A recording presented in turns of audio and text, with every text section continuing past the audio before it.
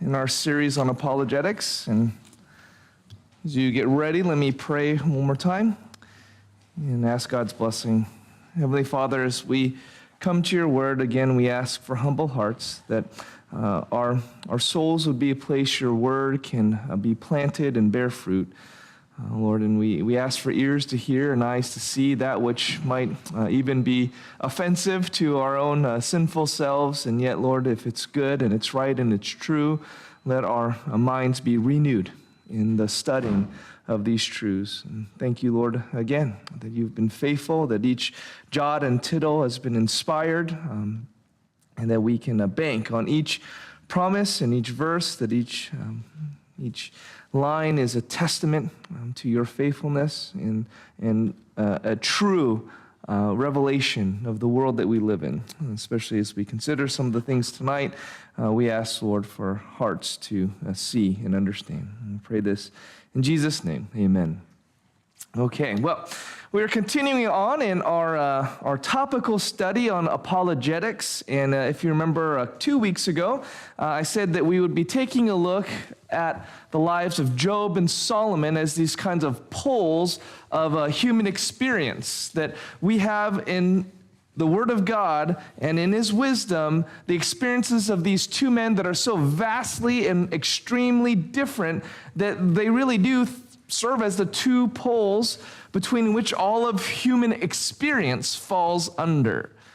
I know that's a bold statement, but I think that is some of God's intent in giving us the testimony of these two men. We said last time that Job is the ultimate in a man who suffered in every way imaginable and possible, from his riches being taken away to his children and his heritage being killed, his health gone, and worst of all, the silence of God as he went through this suffering.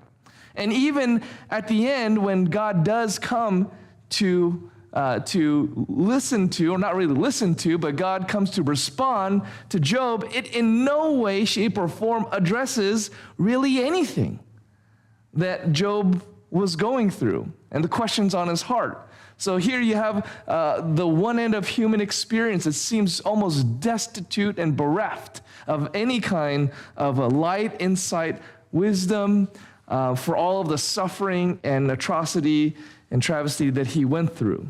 And yet he still had faith.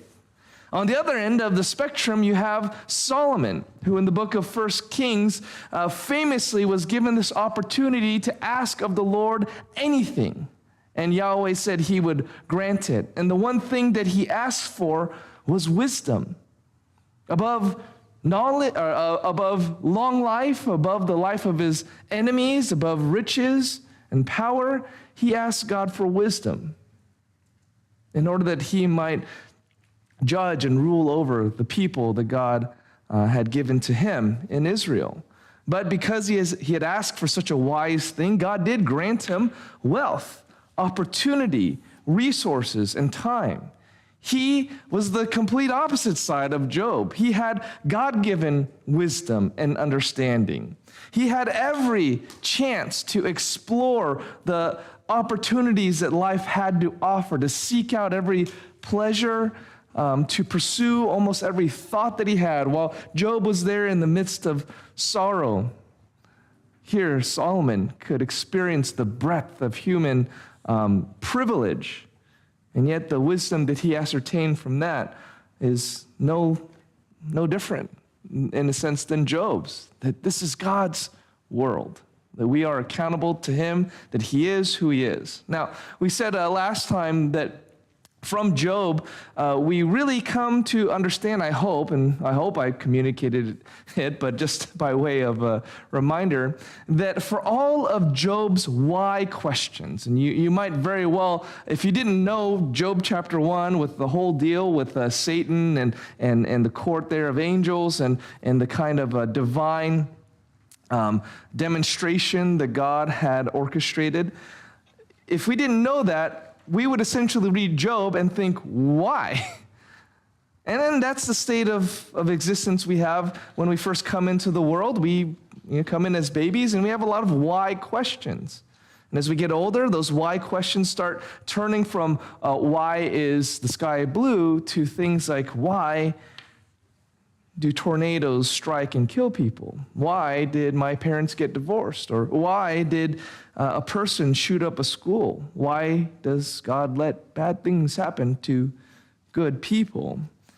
And the issue is, in Job, from apologetics' point of view, is that if there is no God, if everything is a product of blind forces, purposeless, indifferent, cold calculations, there's no point asking why. Because there's a simple reason for why, in that atoms hit other atoms in a very defined sort of way, and every action and every part of the universe is just this inevitable consequence of atoms hitting other atoms, and it just is the way it is. That's why. It's just cause and effect. On the other hand, it's also ridiculous to ask why, if we're just the product of forces, because there's no one to ask why to. You see, when you ask why, that's expecting an explanation from someone who's kind of in charge of everything. You can't be outraged over injustice because there's no such thing as injustice between atoms and molecules hitting each other. There's no reason to sorrow over death. There's no fault to find in the actions of others. Without God, categories like good, bad, right, wrong, beautiful, ugly, lovely, hideous, they have no meaning. And a godless existence means that asking a why question is pointless. Who are you asking it to? And you know the answer. It's like asking why did the 9-ball fall into the pocket while you're playing pool? Well, it's just, you hit the cue ball hit the 7-ball, the 7-ball hit the 9-ball, and it's just like that. Well, that's everything. If people then are really sincere and honest about their why questions. In other words, if you encounter a neighbor or friend or family member asking these why questions, all I wanted to leave you, at least as far as Job was concerned, is not that you have to have an answer to every why question, because there's a bajillion why questions asked. Rather, I think, at least in terms of apologetics, you just have to say this. Well, you've asked a good why question.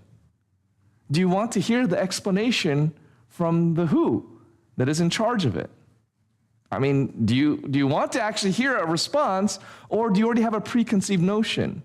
Or do you already have an unwillingness to possibly get an answer, because then it's disingenuous? Are you willing to hear what God has to say? And then if you don't like it, you can reject it, but just know that it's not because you didn't get an answer, it's because you don't like the answer. And that puts you in a moral quandary. And you leave it up to them whether they want to reject or accept it. But I think one nice thing about viewing Job this way and viewing apologetics this way is you're really just trying to tell people, well, here are God's answers. If you don't like them, that's between you and God. But it's not that I don't have an answer to these why questions. It's just you're presuming a who. You're presuming someone has to respond to this. Or why ask? Why? I can tell you why, just like billiard balls. That's why. So I think it's funny then when people ask a why question to disprove the existence of God. As soon as I hear a why question to disprove, why does this happen? As soon as I hear that to disprove the existence of God, I already know. They've made a whole host of assumptions about good and evil, right and wrong, and in their own heart, whether they want there to be a God or not whether there is a God or not. Okay, now, from Solomon, what we are going to learn today is the pinnacle of godless wisdom. The pinnacle of godless, this is the best answers that the world can come up with if they try to live in this world without a God. The height of all philosophy and wisdom is this: vanity of vanities, all is vanity. Or another way to put it, a world without a who is a world without a why. So Job is saying our why questions expect a who answer. On the flip side, if you don't have a who in this world, then there's no why to your actions. And this morning we talked about Paul's description of the godless life, which he calls the futility of mind. That is to say, when there is a refusal to use our minds the way God intended, to think his thoughts, to live his way, we end up filling our mind with other goals, other intentions, all of which turn out to be meaningless because they are without God. In other words, when people talk about being good without God, finding or making their own meaning and purpose to life, we as Christians have an opportunity to make the same observation as Solomon. Vanity of vanities, all is vanity. Or futility of futilities, all is futile. Or meaningless, all is meaningless. It's not that we say this in an antagonistic way, but again, when we are talking about apologetics, when we're trying to share of faith and worldview and how do we make choices, I think we want to listen and then point out that the Bible has already talked about your reason for living and has declared that you know that it's ultimately meaningless, right? For whatever they say. So this is not intended to be like a gotcha, like when you're talking to an atheist friend or a non-Christian friend and they say something, you just say, you know what? It's all pointless and meaningless anyway. It's not quite that, but rather to say that, the Bible does address that. And the Bible does say, without God, what you're pursuing, there's no point to it. So that's really what we're going to explore today a little bit. We'll see kind of how it goes and maybe even how far we go. The book of Ecclesiastes is written by the same Solomon I just spoke of, and it is one of the most unique pieces of literature, not only in the wisdom section of your Bibles, which includes like Psalms and Proverbs and so on, but even in the Bible and human literature. Ecclesiastes actually gets a lot of play with a lot of folks because it seems of all the books of the Bible to be most atheistic. That there are claims here that some of the observations that Solomon makes seem very contrary to the will of God. Maybe that's another way to put it. But I think I'll give a little bit of a short introduction to make sure to address why that is certainly not the case. But also because of that, I really do think Ecclesiastes, and I'm sorry, actually Pastor Chris just did Ecclesiastes, I think relatively recently. You can go through that on your own time. But it is just a unique book. You study it with a good commentary next to you, and you'll get a lot because it just feels like a real person wrote it. Really someone who is wrestling with the big questions of life.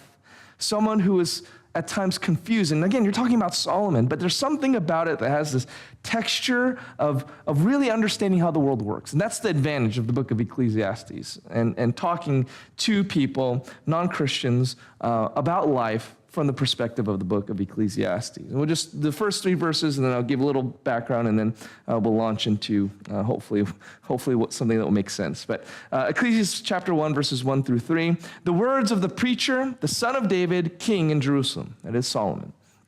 Vanity of vanities, says the preacher. Vanity of vanities, all is vanity. What does man gain by all the toil at which he toils under the sun? I just love it. Because again, the idea here is without God, what is the point? The word vanity, which again can also mean futile or meaningless or transitory or fleeting. Commentators actually go back and forth on the exact meaning, whether it means something that has value and meaning for a short time, right? So it's like a mist or a fog that seems there and then it's gone. Or it's just really a statement of something that never had any ultimate value or meaning to begin with. Either way, the point of this word vanity is that it represents the opposite of eternally significant.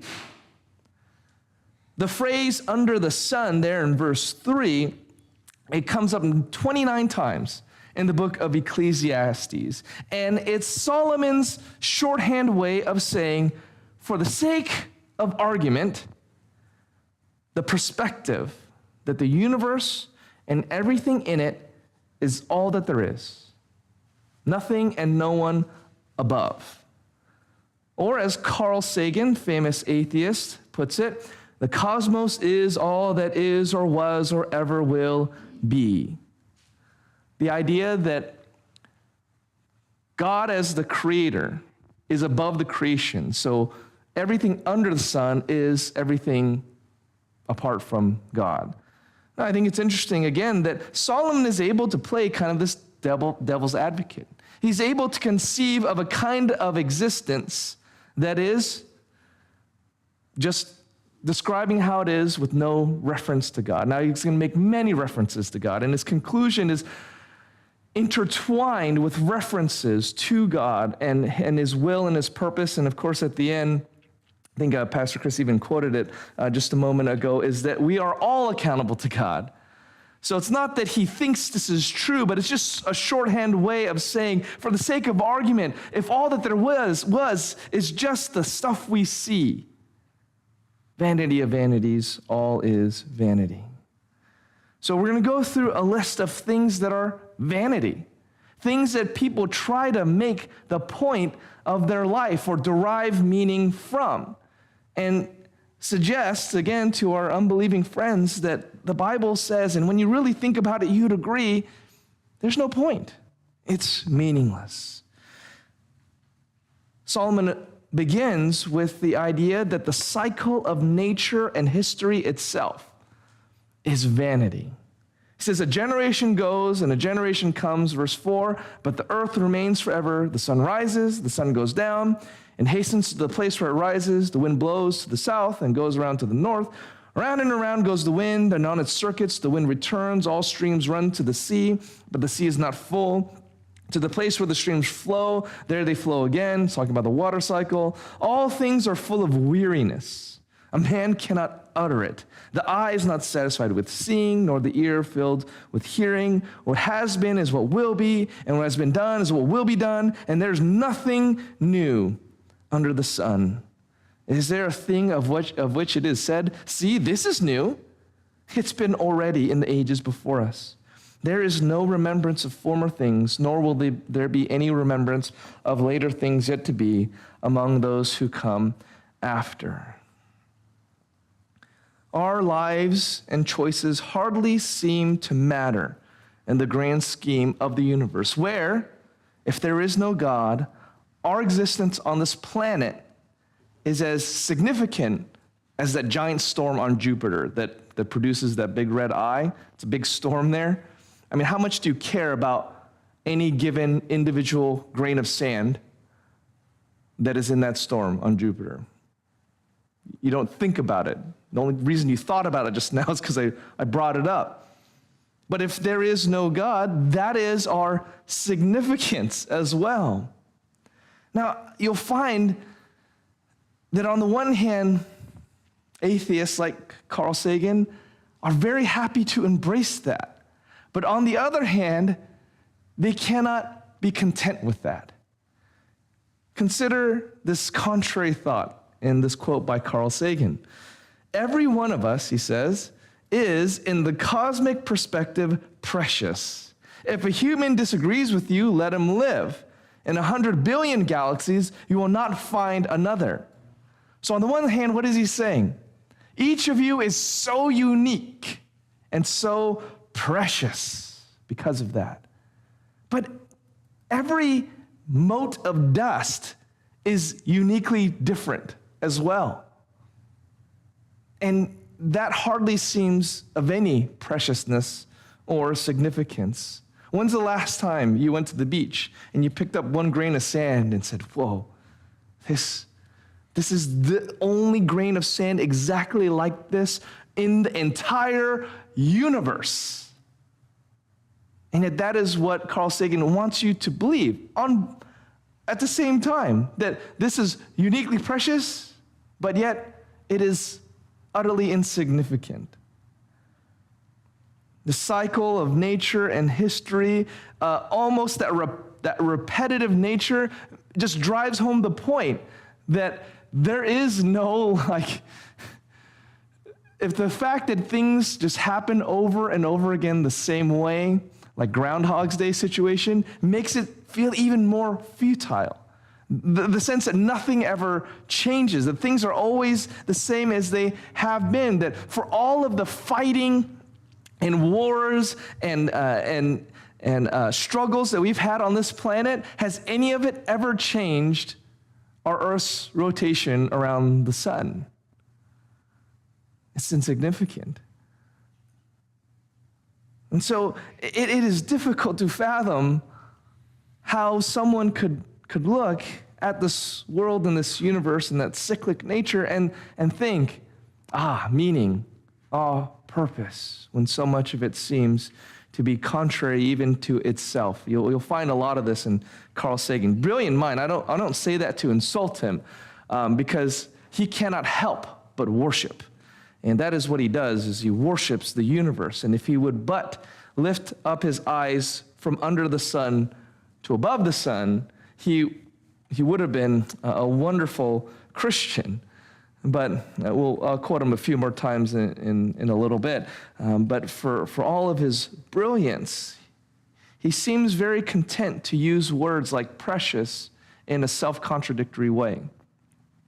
Not only is the cyclic nature of history and the cycles of nature seem to point to vanity, so does the pursuit of wisdom itself. Now, this is funny because Solomon asked for divine wisdom from the Lord, and he's going to say, as a product of his divine wisdom, pursuing wisdom is vanity as well. He says this in verses 12 through 18 of chapter 1, and then again, chapter 2, 12 through 18.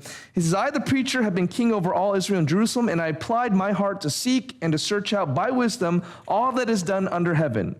It is an unhappy business that God has given to the children of man to be busy with. I've seen everything that is done under the sun, and behold, all is vanity and a striving after wind. What is crooked cannot be made straight, and what is lacking cannot be counted. I said in my heart, I've acquired great wisdom, surpassing all who were over Jerusalem before me. And my heart has had great experience of wisdom and knowledge, and I applied my heart to know wisdom and to know madness and folly. I perceive that this also is but a striving after wind, for in much wisdom is much vexation, and he who increases knowledge increases sorrow. Jump down to chapter 2, verse 12. So I turned to consider wisdom and folly, wisdom and madness and folly. For what can the man do who comes after the king? Only what has already been done.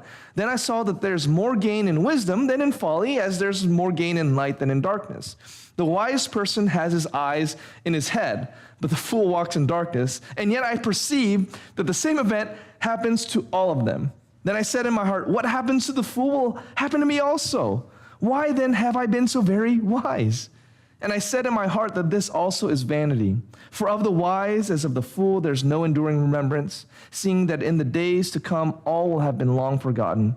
How the wise dies just like the fool. So I hated life, because what is done under the sun was grievous to me. For all is vanity and a striving after wind. Here, and this is another thing that Carl Sagan was absolutely enamored with, was the pursuit of knowledge and of wisdom. I mean, after all, he saw the sun, he saw the laws of physics, he saw the smallest atoms, and it enthralled him. And it was something he was wonderful about describing in terms of almost like a childlike wonder. When you hear him speak of the marvel of the universe, you can't help but get wrapped up in it as well. I mean, and we as Christians believe that the heavens declare the glory of God. So I think it's perfectly fine to hear Carl Sagan talk about the wonders and marvels of the universe and be right there with him. But there's something that comes with that pursuit of knowledge when you really think about it. The frustration that Solomon had isn't that there weren't answers to questions.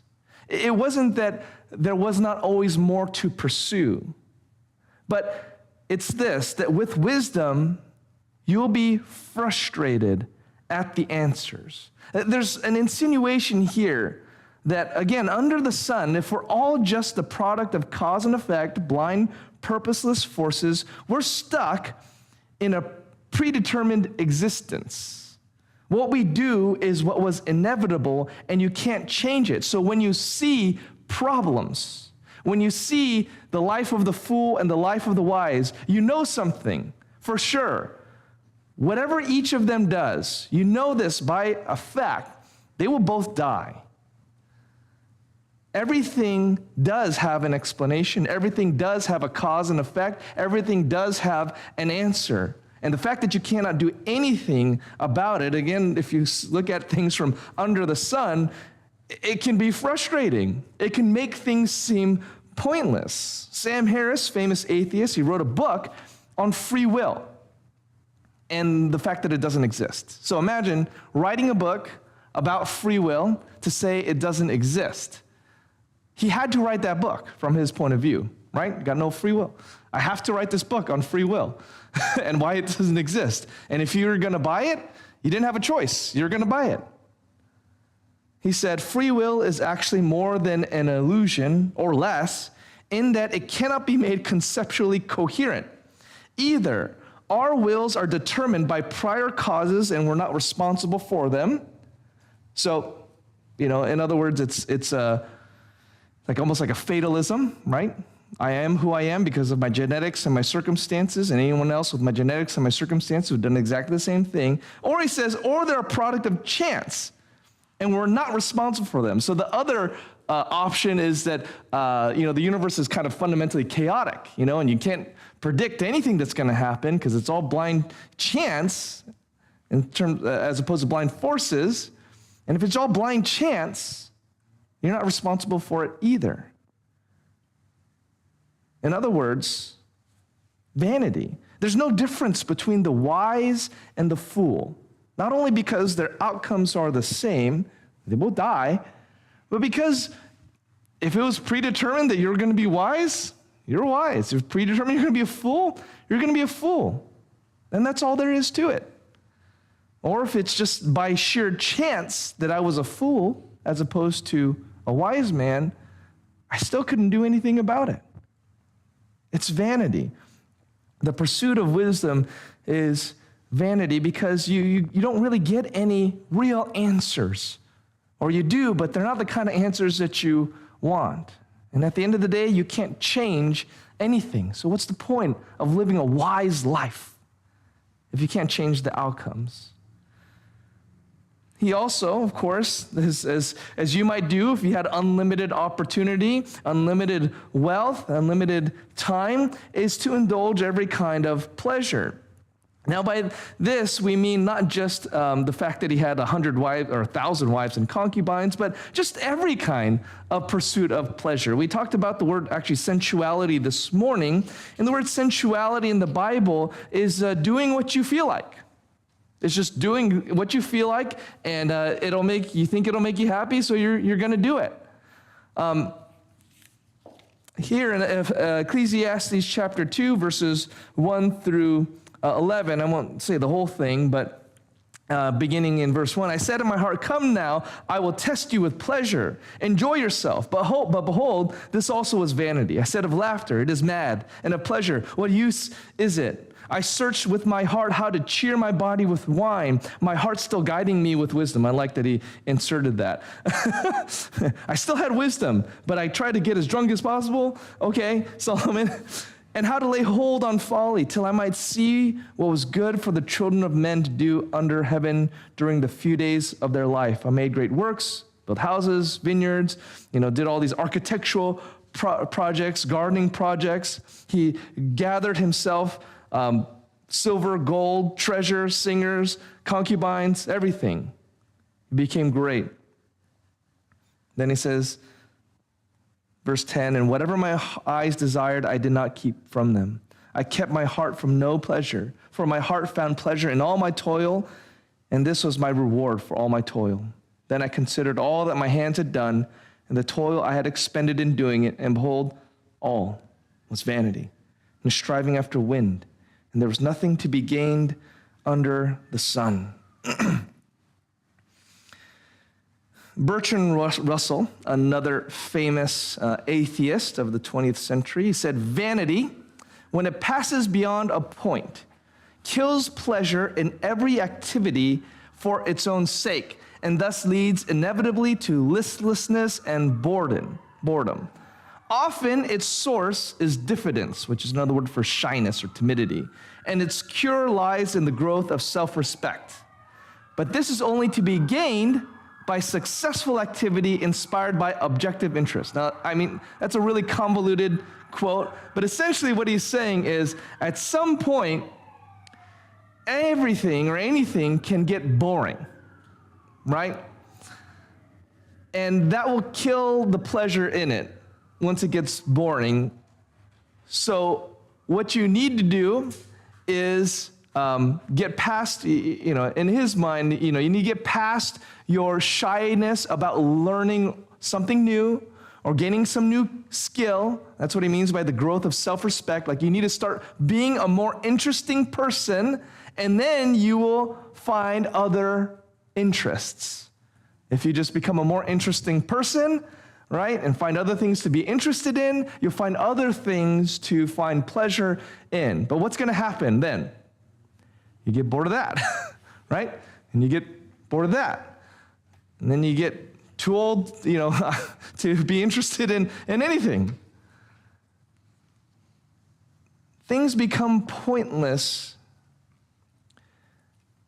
because it is a pointless pursuit to do anything apart from the Lord. You just bounce from hobby to hobby. I was definitely I'm still sort of like this, but in my 20s, I was the kind of guy that would hop on to the latest thing that was interesting. Everyone was about it. I mean, I'm trying to think of, Oh yeah, softball. And I was like, we gotta get a softball league going here at the church. Super into it. And then that phase passed, and then we got to do this and that. And I'm the kind of guy that would just bounce from one hobby to the next and get everyone on board with it, right? But of those things, how many still last? Do I still, find myself interested in? And I think probably most of us here are old enough to think of things like that. There is a certain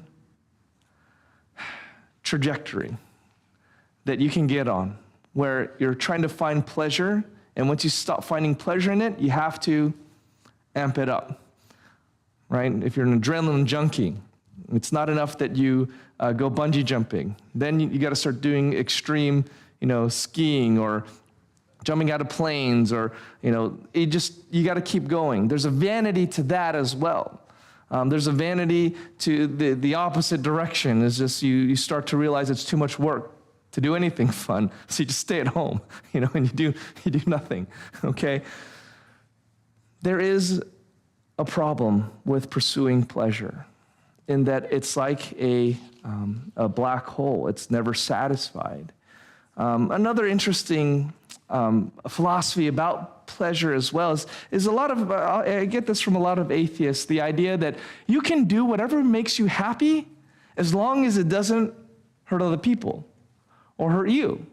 And that's kind of a running definition of what is okay and what's not about the pursuit of pleasure. But that neglects that some people are only truly happy when they inflict pain on other people. So who are you to deny them the pursuit of pleasure, if that's really what makes them happy? And if we are all, again, just little motes of dust in comparison to the universe, what does it matter if one gets crushed by, one mote of dust gets crushed by another mote of dust? There's no meaning to that. Also is the problem of defining harm. We tend to have a one-dimensional view of what harming another person is. Like, you can do whatever you want as long as you're not hurting anybody or hurting yourself. And it's almost as if that's just physical harm, or even like psychological harm.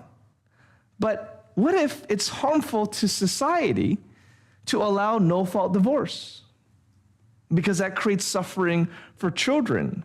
Maybe not necessarily physical, maybe even not like psychological, but economic hardships follow from that.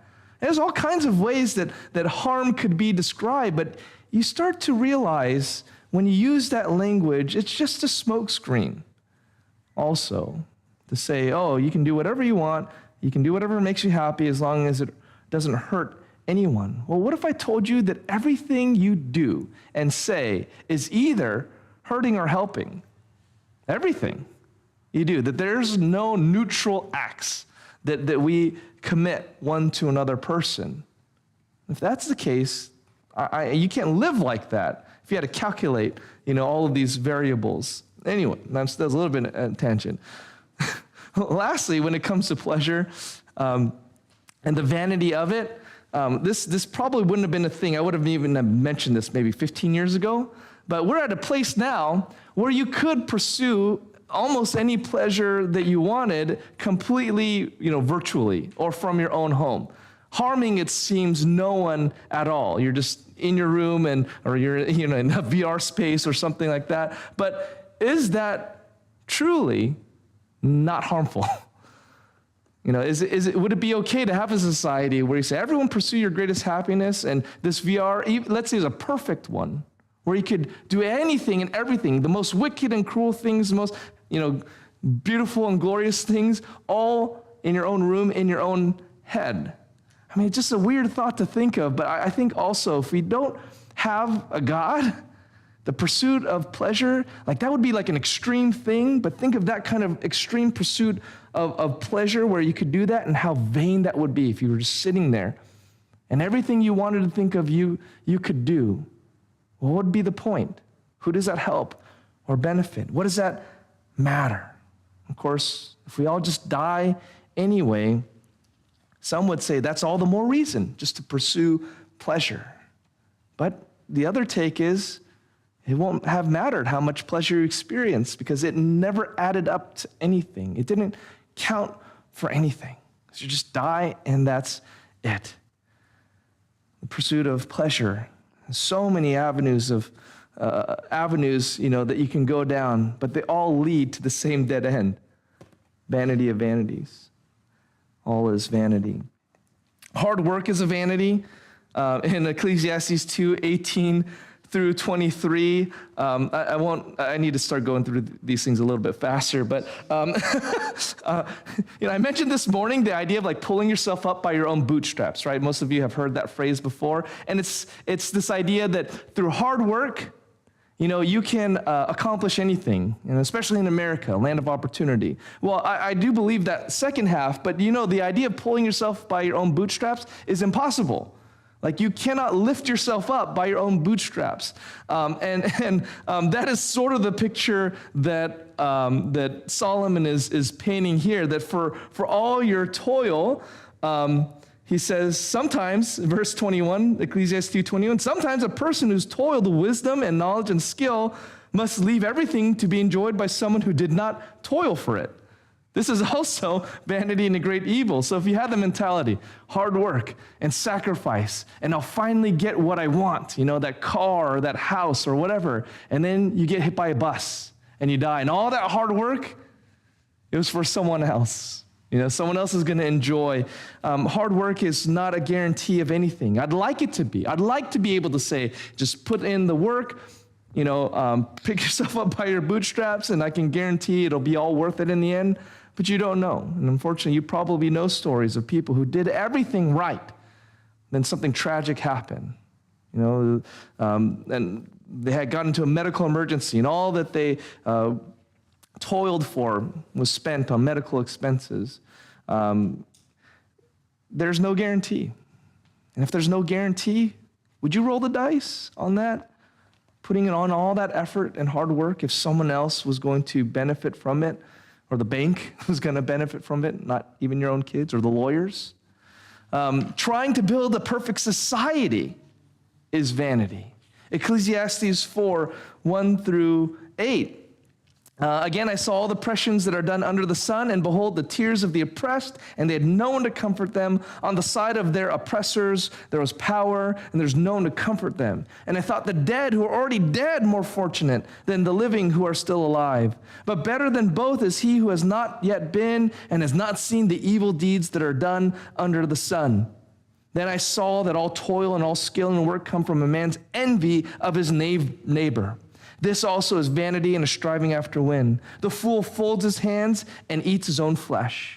Better is a handful of quietness than 2 hands full of toil and a striving after wind. Again, I saw vanity under the sun. One person who has no other, either son or brother, yet there's no end to all his toil, and his eyes are never satisfied with riches, so that he never asks, for whom am I toiling and depriving myself of pleasure? This also is vanity and an unhappy business. Now, you could write whole dissertations on these verses and its application to like communism and capitalism and utopianism and all sorts of things. But Solomon is essentially saying, and he's going to almost all his remarks, I'll say this. I'm painting a very one-sided picture about how it's all meaningless. Solomon always intersperses why there is some at least short-term gain by, say, living wisely instead of foolishly. He's going to say after this, yeah, you can't create a perfect society, but 2 is better than 1. And a threefold cord is not easily broken. So it's not as if there aren't some maybe practical elements of seeking community, but the idea of being able to build a perfect society is vanity. Because there's going to be things like envy. I mean, I will say this. The reason we don't have a perfect society is because we are sinners in the most basic of ways. The 10th commandment is you shall not covet, right? Or you shall not envy your neighbor's wife or his ox or anything like that. And it's on the one hand the most broad of those sins, because obviously murder is very straightforward, or adultery. Envy is simply to want what God has not given you. And again, that has many applications for society, and economic systems and everything like that. But understand, until you root out envy, you will never create a perfect society. I don't care, communist, capitalist, republic, authoritarian. I don't actually care. But none of that is going to work because of this vanity that you have to get everyone to be perfect in regards to even wanting what someone else has. Trying to build a perfect society cannot happen. And yet that is like what most atheists now, I think, are trying to push, that's kind of their goal. Is to build these perfect communities. And the perfect community has no religion, has no discrimination, it has no injustice and all these things. You know what they're saying? It has no envy. But envy is not something you just make illegal. Envy is a deeply entwined part of our souls as sinners. Because the most basic sin that happened with Satan, with Adam and Eve, was envy. Because we saw God and said, you know what? It would be really nice to be God. At the root of it. You will not have a perfect society. And the pursuit of it is vanity. The allure of money and power, very similar. Ecclesiastes 5:8-17 is also vanity. If you see in a province the oppression of the poor and the violation of justice and righteousness, do you not be amazed at the matter? For the high official is watched by higher, and that there are yet higher ones over him. But this is gain for a land in every way, a king committed to cultivated fields. He who loves money will not be satisfied with money, nor he who loves wealth with his income. This also is vanity. When goods increase, they increase who eat them, and what advantage has the owner but to see them with his eyes? Sweet is the sleep of labor, whether he eats little or much, but the full stomach of the rich will not let him sleep. There's a grievous evil that I've seen under the sun. Riches were kept by their owner to their hurt, and so on. Riches, money, power is all vanity. I mean, I might be wrong. I've used this quote before, and now I looked it up on Google again, and apparently this is not something John Rockefeller ever said, but when an interviewer asked him, how much money is enough? He said, just one more dollar. Now, apparently, that may not be a true quote, but the idea is there. I mean, people definitely have that in their heart. There's a certain vanity. How much money is enough money? That is a squirrely subject for most people, even in churches. because what I would have said before kids and now, is different. What I would have said if I, was living in a different part of Orange County, it changes. The things I get comfortable with, the things I sort of take for granted, the excuses I make for the amount of stuff I have, money is certainly the root of all kinds of evil. And so, of course, is the allure for power as well. How much is enough power? How much is enough power? You thought the president had a lot of power, but then you're like, Mom, he doesn't really. We say that, we say when the other guy's in office, we say he has too much power. When our guy's in office, you say not enough power, right? How much would be enough for you? Famously or infamously, Joseph Stalin. Actually, I never thought about how he died. Now, they recently made a movie, like a comedy about it, which I guess there's some truth to, but I never thought about how Stalin died. Hitler, of course, we know he committed suicide in his bunker, ending the war in Germany. But how did Joseph Stalin die? Dictator of Russia, slaughterer of millions. Well, he suffered from some kind of medical emergency. He was found on the floor in a puddle of his own urine. He's the victim of his own persecution and mistrust of doctors. So when they looked for doctors, there was not many around. And of course, the ones that were there were afraid to treat him.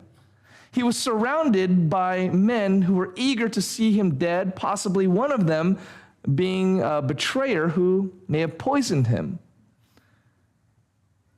I don't think he died with any family or friends around him. Here he was, the most feared man in the whole country, responsible for the deaths of millions, perhaps tens of millions. But the pursuit of power left him in the same place it leaves everybody, dead. And worse, for what? He had nothing to show for it. Not really. The allure of money and power is vanity. And yet we all, we want our kingdoms. We want our little hamlets where we have supreme authority, whether that's our home or our city or our church. But you know how that goes. Suspicion, injustice, and everything that Solomon said here. There's a vanity to it. And you see the history of the kings. You had a good king, and during that time, things were good. But as soon as he died, that was it. Now you're living in bad times. As simple as that. Yeah, Tom. I've been listening to what you're saying, and I understand the point of vanity, right? That it really doesn't matter. Yeah. But the problem with believing in that idea is that you're saying that there's no consequence. No, I'm not saying there's no consequence. I'm saying there's no ultimate consequence. Yeah, I'd agree with that. If there's no God, yeah, there's no ultimate consequence. But if there is consequences. I think there is consequences even in the end, because that's how you lived your life. If there is a God, yes. But if yes. Yeah. So we're talking about if there's no God. Stalin is just worm food.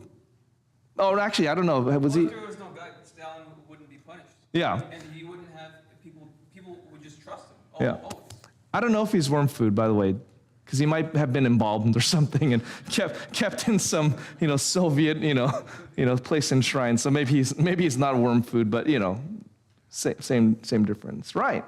Well, and I think God can like in that manner where he has hurt and impacted so many people that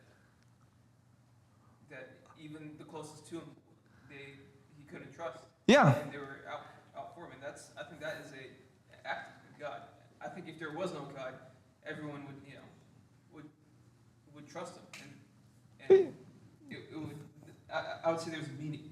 Yeah. And again, Solomon, he's not a dope, just making these very one-sided statements. He will say that it's better, again, to have a king that cultivates land, for example, to have leadership that's invested in the prosperity of his people. Of course, that's better than a ruthless dictator. So it's not as if he doesn't have that mentality, that practicality to it. But he's saying if it is just a godless universe, though, you're just talking about You're just talking about playing music on the Titanic while it's sinking. It's like that kind of pointlessness to it. And so we're all just on the Titanic of this planet and just, playing music because that's nice, I suppose. Now, here's the thing. I think most people would agree, actually, with a lot of those things being vanity. Even like philosophers and even, the average person will say, yeah, you shouldn't just live for money and power. Actually, Carl Sagan and a lot of atheists, they would agree with a lot of what I just said as far as being vain pursuits. You shouldn't just pursue your pleasure, you shouldn't just, you shouldn't put all of your stock in money or power. They'd agree with that. But here's one that I think gets to me. Solomon even says that well-intended living is vanity. And I would say this applies to like your average person that's not a Christian or is quasi-Christian, living in America. They're sort of semi-spiritual and religious, and they're just trying to get by. They want to be a better person. They're just trying to be a good dad. And it's hard to say like, oh, you wicked person to someone that's just trying to get by, right? It's hard to make a judgment. What you're doing is so meaningless and pointless. You're trying to be a good dad and provide for your family. It's really hard sometimes to sell that vanity angle. But Solomon says here in Ecclesiastes 6, 7 through 12, all the toil of man is for his mouth, yet his appetite is not satisfied. For what advantage has the wise man over the fool? And what does the poor man who knows how to conduct himself before the living? Better is the sight of the eyes than the wandering of the appetite. This also is vanity and striving after wind. Whatever has come to be has already been named, and it is known what man is, and that he is not able to dispute with one stronger than he. The more words, the more vanity, and what is the advantage to man? For who knows what is good for man while he lives the few days of his vain life, which he passes like a shadow? For who can tell man what will be after him under the sun? And he goes on to just talk about just life, in chapter 7 and on. Just people trying to live their life and find some enjoyment in this life and get by. And yet, even well-intended living is vanity. And atheists know this. They cannot speak of a well-lived life without touching on a thread that extends all the way to heaven. Carl Sagan said, for small creatures such as we, the vastness is bearable only through love. What does that mean, Carl Sagan? What do you mean by love? That doesn't sound like something you can measure or weigh, something that you can see with your eyes. All the claims you have against the existence of God is that he cannot be measured, tasted, touched, all those things. But is love not the same thing? How can you bear to say that? Or even more heartbreaking, Anne Druyan, who's Sagan's wife, said this after Carl Sagan's death. This is on the one hand tragic, but it also tells you that she knows the point of living is not vanity, that living a good life is not meaningless. Listen how her words betray her. She's talking about Carl Sagan. Every single moment that we were alive and we were together was miraculous. We knew we were beneficiaries of chance, that pure chance could be so generous and so kind that we could find each other, that we could be together for 20 years. The way he treated me and the way I treated him, the way we took care of each other and our family while he lived, that is so much more important than the idea I will see him someday. I don't think I'll ever see Carl again, but I saw him. We saw each other. We found each other in the cosmos, and that was wonderful. It's two such diametrically opposed ideas there, that I'm thankful and grateful for this life that I lived and for the way I treated him. Chance is so generous and kind. This was also wonderful. We were such beneficiaries of chance. And yet to say it's meaningless as well. I don't think I'll ever see Carl again. It's not going to matter because, once she dies too, all those feelings or whatever she experienced, they're gone as well. And what difference does it make? It just seems like so close to having the answer, but also so far away. We know that somehow she's trying to grasp, on the one hand, that a well-intentioned, a well-lived life is vanity, pointless, meaningless. On the other, she cannot help but betray that with the truth that something beautiful and wonderful and significant had happened. And that, I think, that kind of tension is inevitable in human beings made in the image of God. Because in all, the Ecclesiastes also says that he has set eternity in our hearts, meaning that we all, as image bearers of God, have a thread connecting us to heaven. We cannot help but betray our own sinful and vain thoughts as we try to, as Christians at least, justify our sin, but even those who are without the Lord, who are made in the image of God, they know that there's something more going on here, that it cannot be pointless and meaningless as much as they try to sell you. Sam Harris, Bertrand Russell, Carl Sagan, his wife, they're trying to sell you. This is all meaningless and pointless and purposeless, and yet they cannot help but use words and come up with ideas and bring up the problems with thinking that this is so. Solomon was already there. Solomon had already seen that tension and exposed that godless understanding and said, yeah, that is true if there's no God, but you can't help it, and neither can Solomon, that there is a divine reality. That while death does come to us all, he says in chapter 12,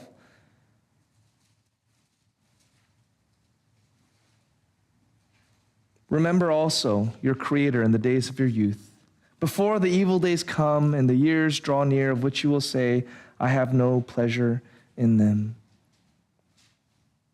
He talks about old age and aging. And then he says in verse 7, and the dust returns to the earth as it was, and the spirit returns to God who gave it. Vanity of vanities, says the preacher, all is vanity. Besides being wise, the preacher also taught the people knowledge, weighing and studying and arranging many proverbs with great care. The preacher sought to find words of delight, and uprightly he wrote words of truth. The words of the wise are like goads, and like nails firmly fixed are the collected sayings. They are given by one shepherd. My son, beware of anything beyond these. Of making many books there's no end, and much study is a weariness of the flesh. The end of the matter, all has been heard. Fear God and keep his commandments, for this is the whole duty of man. For God will bring every deed into judgment with every secret thing, whether good or evil. Solomon could say, after looking at the entire universe of experience, through his God-given wisdom, that you could write a bajillion books on philosophy.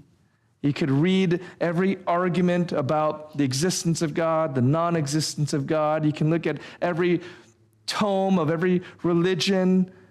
There is no end to that. Much study is a weariness of the flesh. You could spend your whole existence doing that, but at a certain point, every person, and this is the goal of apologetics, really,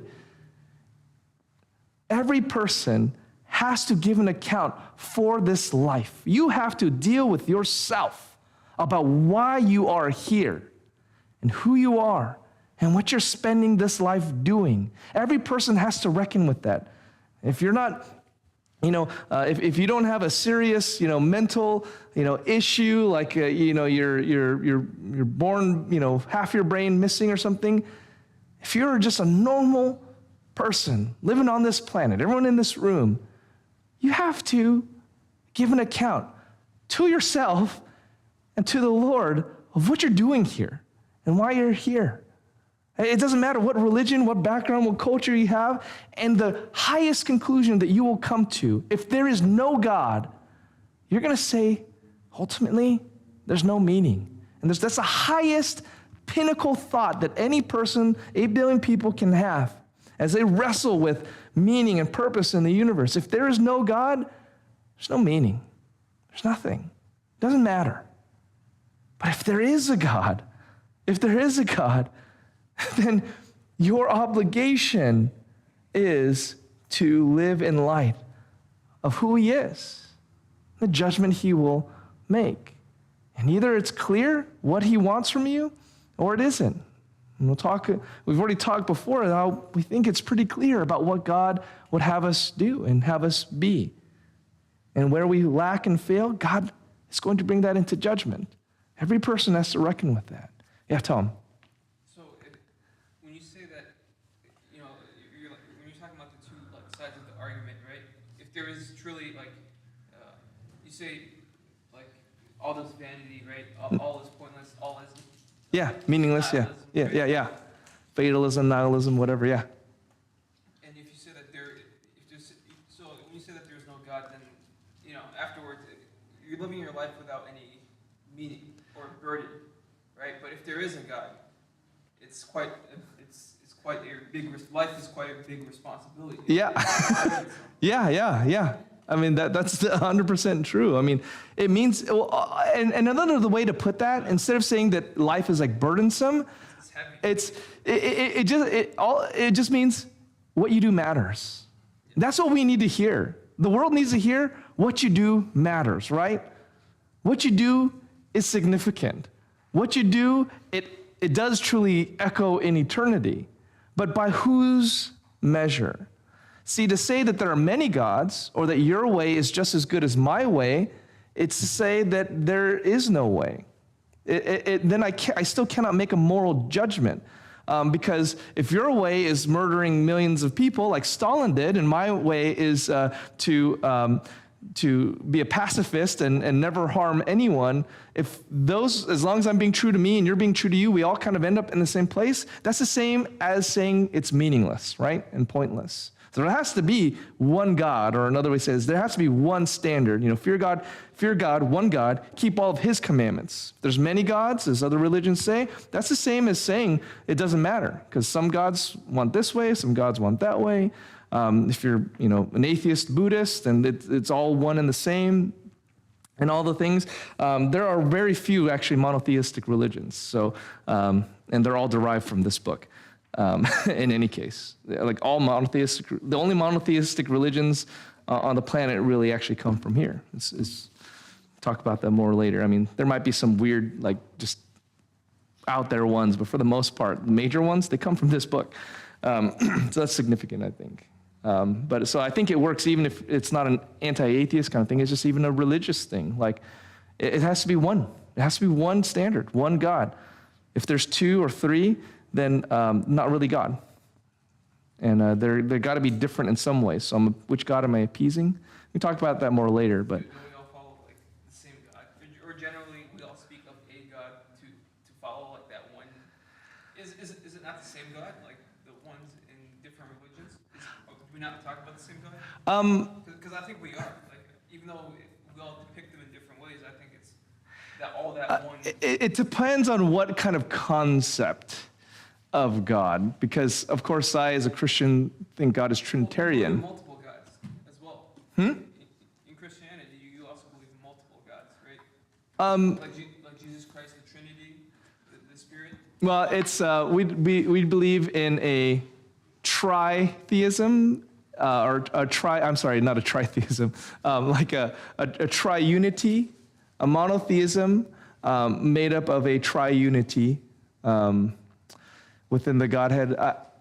We could talk about that more over dinner or something, but I would strongly contest that it is necessary, actually, that God be a one in many kind of situation, because the very notion of love, you need a subject and an object, right?